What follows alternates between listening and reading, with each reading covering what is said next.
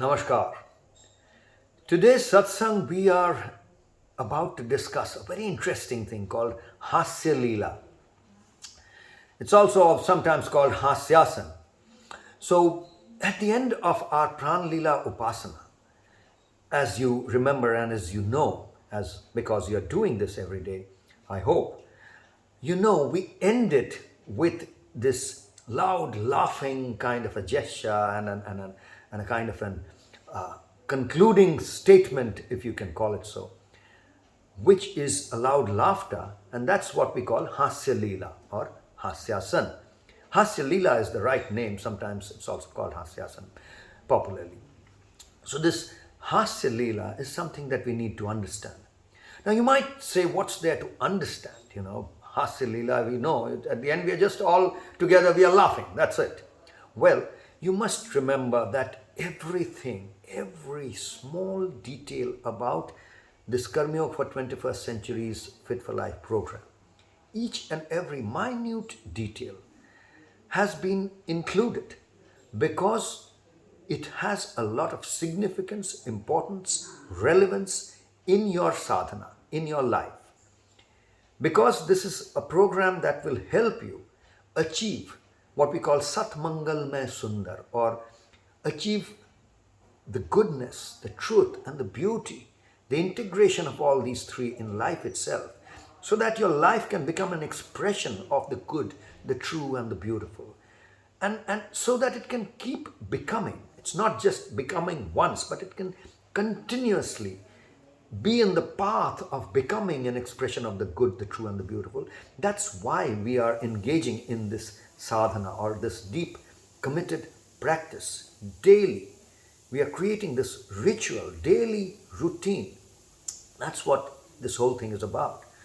Now, as I was mentioning, every small detail, essential, minutest detail, has been included with a lot of thought, a lot of collecting a lot of thought, not just from this age, but maybe from thousands and thousands of years across the traditions, across modernity, across east, across west, from every direction. The winds of this integration of goodness, truth, and beauty has flown in, and that's what we have included here. Now, as we have included all this, it's also very important to learn these nuances. As you know, that this is a program, we always say, this is a program for teaching and learning. This whole Fit for Life program is not a one-way street. It is a teaching and learning program. So no one who is participating in this is a teacher, and no one is a learner. Everyone is a teacher learner. So we are all in the process of learning as well as teaching. Exactly what happens if you look at the manner in which we have learned the two most important things in our lives, which is our mother tongue and our basic locomotion of walking.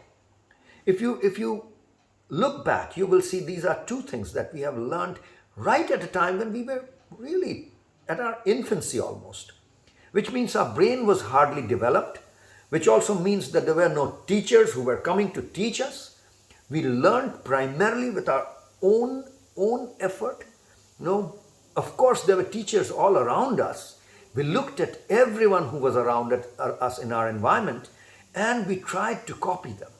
We tried to emulate them, right? We tried to do what they were doing. And we tried really hard. We failed. We would not be able to move from here to there. We tried on our four limbs first. And then we kind of raised these two limbs up and tried to balance. We would fall and we would hurt ourselves. We would cry and we would try again. That was the method. The same thing with our mother tongue's language. No one came and taught us our mother tongue. We tried. We just heard others speaking this and we copied them. We made mistakes. We couldn't even speak properly. We would say daddy, things like that. And then slowly even that would bring positive vibes from all around us, and that would encourage us, and we would try further. And that was the process by which teaching and learning happened. There was no one designated as teacher, and you were not designated as a learner, and yet you learned those two most important things in life. Well, that's the methodology that we are using here also for actually propagating this sadhana paddhati. The Fit for Life program is like that. So we are all teachers and all learners. There are some who are ahead in the path, who have been doing this for longer than others, and they can help others a little more. But everyone who starts is in the path, and you can actually pull up someone who started after you. So that's the whole journey. Now, in this journey, it's very important that each one understands the nuances, because otherwise you will end up teaching or propagating incorrect and wrong things. So it's very important that you pay attention to this theory that we discuss here during the satsang as you are already engaging in the practice. Now, we don't say, unlike in many other programs, we would say, oh, first you have to learn the theory and then pass an exam and only then you would be able to start practicing or teaching, etc. No, you are practicing and looking at you, watching you, someone else can practice. Well, but you got to make sure that as this happens, as this process happens, the truth, the reality, the nuances behind this also are understood by one and all. And that's the importance of understanding the theory behind it. So when I discuss the real nuance behind the Hasya Leela, you will have to understand that this kind of nuance is hidden in every aspect of this sadhana. And the 6 sadhana main elements, and within Pranlila itself, as you know, there are 18 charans, as we say, 18 steps. All these 18 steps, I'm not repeating them. I hope you are doing your homework properly. It's been discussed earlier, all the 18 of them one by one.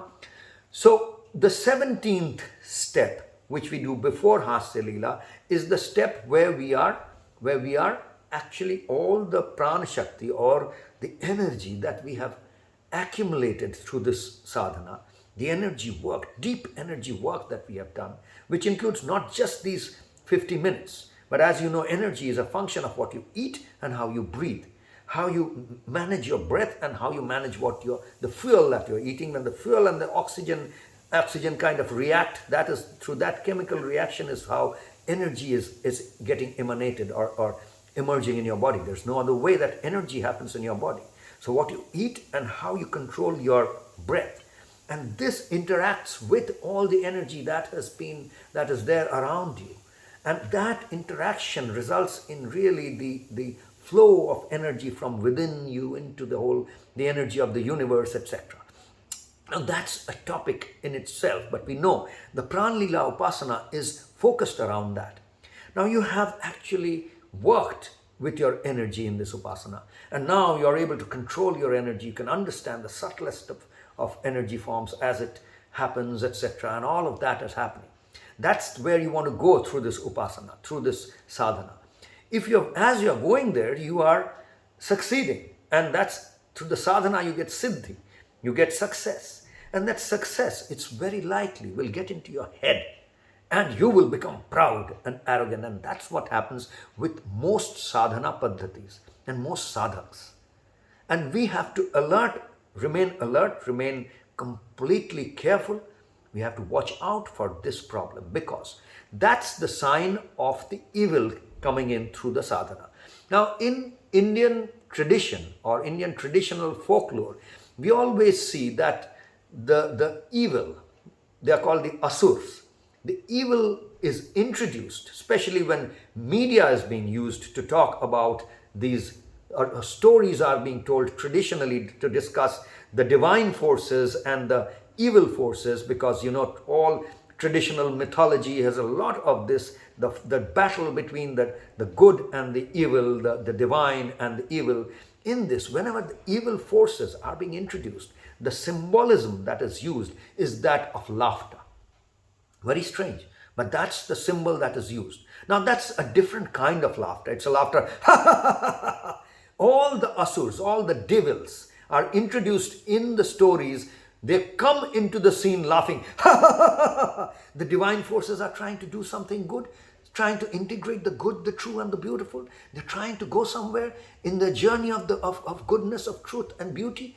And here comes the evil with their with their laughter, as if they are mocking what's going on here.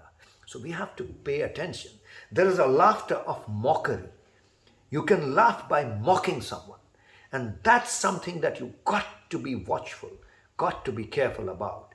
Because that's where, in the most noblest, the subtlest, and the finest of divinity, is where evil enters. So you got to watch out for that. And that's why we say in Hasya Leela, you have to understand exactly the nuance of how you are using laughter as therapy, as therapy, and the truest and the purest therapy for uplifting yourself. So you got to understand this difference, that there is a laughter of mocking. When you're doing negotiation skills, in training for negotiation skills, the strategy is to laugh at whenever you get a response. Someone is trying to tell you that, oh, what I have is very valuable. This diamond necklace is, $1 million, $10 million. And you got to negotiate it down. So the first thing you do is you listen to the price, and the first response is, oh, come on. So that's all strategy, to belittle someone else, belittle another point of view, to mock another point of view, to mock something else. You've got to be very careful about how you use laughter. So the way we use laughter in this is actually, we precede it with the sound called swa. So when we are doing Pran Leela Upasana, the last step is Hasya Leela, where we are doing swaha. Swaha. So it starts with swa. Why? Because the prefix swa in most Indian languages is used to denote me, the self. We have the word swadhin, which means freedom, which really means swadhin. You are under the control of your own self, no one else. It still means under control, but under control of your own self. Swadhin. Freedom is swadhin, under your own control, no one else's control. Swaroop, your own form. Swadesh, your own country. Swadharm, your own religion. So these are the prefix swa is used to connect. When it connects with a word, it really denotes yourself. So we use swa before laughter, which means swa, which means we are not laughing at anyone else. We are laughing at our own selves. We are just helping ourselves to not take ourselves too seriously. We have just done this upasana. We have been maybe for last 50 minutes. The Pran Leela Upasana is about an hour or so. Or you have been doing it for years. So you are really, when you practice this, you get that siddhi, you get that experience, which makes you feel, now I'm at the top of the world, but so what? You got to laugh it out, man. It's not a big deal. Come on, come down. Because now, after this, you got to go out and get into the karma of your life, get into samsara, and engage yourself in the marketplace of life itself. So what's the big deal about having reached the top of the world? Come down, man. So that's what we are doing here. Swaha. Just taking yourself lightly, taking your success lightly, becoming one with everyone who's there. So that's the idea. So it's in some ways puncturing your ego, because sadhana has this great propensity to create inflated ego amongst sadhaks. Practitioners are have inflated egos, and that needs to be deflated. Now, if you are lucky to have the sannidhya or the proximity of wonderful gurus, then they will do enough to deflate your ego all the time, lovingly, carefully. They will do that.